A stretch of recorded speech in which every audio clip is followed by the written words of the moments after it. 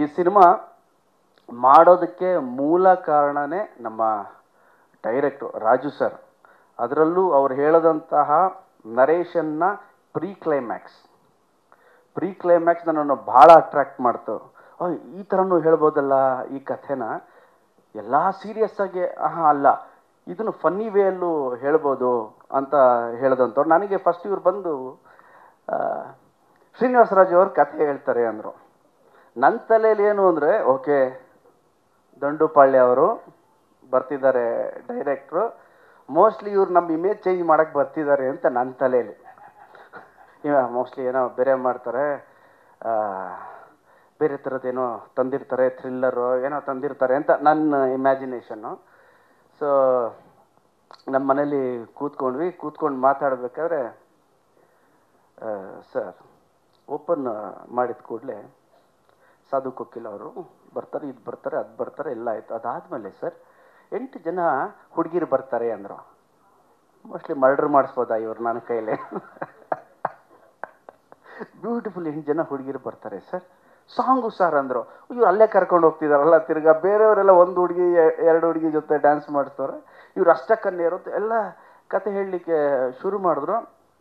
ನಾನು ಕೇಳ್ದೆ ಅಯ್ಯೋ ಲವ್ ಸ್ಟೋರಿ ಏನು ಮಾಡೋದು ಅಂತ ಆ ಸಾಂಗ್ ನರೇಷನ್ ನಡಿಬೇಕಾದ್ರೆ ಹೋಗ್ತಾ ಹೋಗ್ತಾ ಹೋಗ್ತಾ ಆಫ್ಟರ್ ಒಂದು ಸಿನಿಮಾದ ನೀವು ನೋಡಿದ್ಮೇಲೆ ನಿಮ್ಮೆಲ್ರಿಗೂ ಗೊತ್ತಾಗುತ್ತೆ, ಸಿನಿಮಾದ ಒಂದು 12ನೇ ನಿಮಿಷ 15ನೇ ನಿಮಿಷ ಆದಮೇಲೆ ಒಂದು ಟರ್ನ್ ತೊಗೊಳುತ್ತೆ ಸಿನಿಮಾ.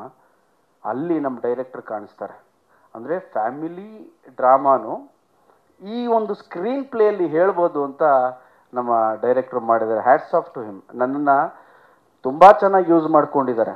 ನಿಜ ಹೇಳ್ತೀನಿ, ನಾನು ನಿಮಗೆ ಗೊತ್ತು ಸುಮಾರು ಜನ ಡೈರೆಕ್ಟರ್ಸ್ ಜೊತೆ ಕೆಲಸ ಮಾಡಿದ್ದೀನಿ. I think one of the best ನಾನು ಮಾಡಿರೋದ್ರಲ್ಲಿ ನಮ್ಮ ಶ್ರೀನಿವಾಸ ರಾಜು ಅವರು.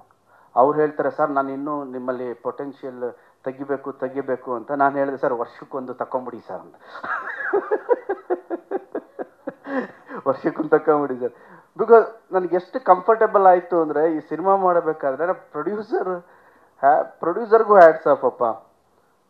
ಅವರು ಸಾಂಗ್ ಶೂಟ್ ಮಾಡಬೇಕಾದ್ರೆ ಸಿಕ್ಕಿದ್ರು, ಬಂದರು, ಎಲ್ಲ ನೋಡಿದ್ರು, ಹೀಗೆಲ್ಲ ನೋಡಿದ್ರು.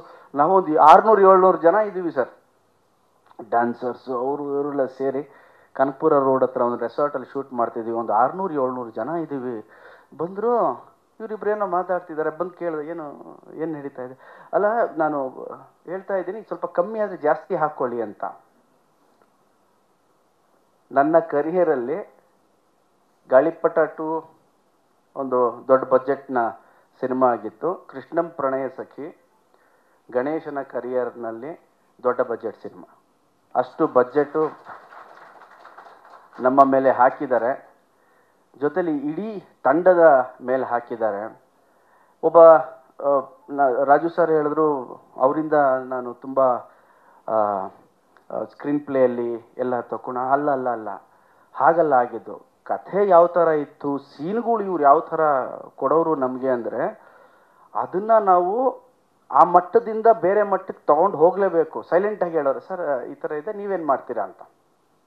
ಸೊ ನಾನು ರಂಗಭೂಮಿಯಿಂದ ಬಂದವನು, ರಂಗಾಯಣ ರಘು ಅವರು ರಂಗಭೂಮಿ, ಸಾಧು ಸರ್ ಆಲ್ಮೋಸ್ಟ್ ನಮ್ಮ ಅಪ್ಪನ ಕಾಲದಿಂದನೂ ಇದ್ದಾರೆ, ಗಿರಿ ಆ್ಯಂಡ್ ನಮ್ಮ ಶ್ರೀನಿವಾಸ ಮೂರ್ತಿ ಸಾರು, ಇವ್ರ ಜೊತೆ ಎಲ್ಲ ಸೀನ್ ಮಾಡಬೇಕಾದ್ರೆ ಕೂತ್ಕೊಂಡು ಡಿಸ್ಕಸ್ ಮೂರ್ತಿ ಅಣ್ಣ ಏನು ಮಾಡೋಣ ಇದನ್ನು ಅಂತ ಕೇಳ್ತಿದ್ದೆ ನಾನು ಶ್ರೀನಿವಾಸ್ ಸರ್ಗೆ. ಅಣ್ಣ ಇದು ಹೀಗಿದೆ ಸೀನು, ಅಣ್ಣ ನಾನು ಈ ಕಡೆ ಬರ್ತೀನಿ, ಅಣ್ಣ ನೀವೇನು ಹೇಳ್ತೀರಿ ಅಂತ. ಅವರಿಂದನೂ ನಾನು ಒಂದಷ್ಟು ಸೀನ್ಗಳಲ್ಲಿ ನಾವೇನೋ ಚೆನ್ನಾಗಿ ಮಾಡಿದ್ದೀವಿ ಅಂದರೆ ಕ್ರೆಡಿಟ್ ಹೋಗೋದು ನಮ್ಮ ಶ್ರೀನಿವಾಸ ಮೂರ್ತಿ ಸಾರ್ಗೆ,